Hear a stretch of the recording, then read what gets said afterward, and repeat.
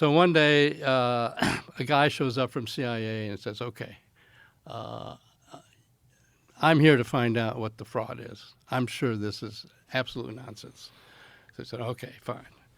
So show me one of your experiments. So, we put him in the lab with an interviewer and another, and a remote viewer.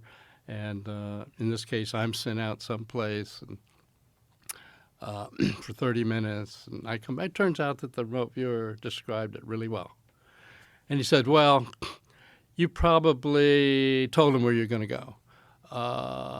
Let's do another experiment, and I'm going to go, and we'll go in my car, because you might have had a, transmitter in your car transmitting where you're going. So I'm going to pick the site.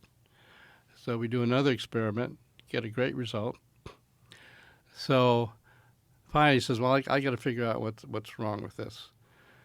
So my colleague, Russell Targ, and I sat down and said, no, this guy's a hard case, but we got the bell curve. Who knows? Maybe somewhere in the middle of the bell curve.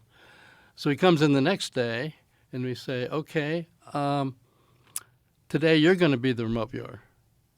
And he said, oh, give me a break. I don't believe in this BS. He said it much more strongly than that, actually. And so, no, okay, well, just try it. You'll see we're not stressing him out and whatever. And he says, okay. And when you go to your place, I want you to take pictures and do a recording. And when you come back, show me your stuff before I show you mine. That's, okay, fine. Well, it turned out we went to a playground with a merry-go-round. Meanwhile, back in the lab, he's drawing a picture of a playground with a merry-go-round. And he sees the results and he says, okay, you've convinced me. So it was that kind of thing that would push him over. Yeah. And so he said, so he went back to CIA and said, okay, this stuff really works. And he became one of their star remote viewers over the years. Wow. So a Skeptic became one of their remote viewers. Yep, sure did.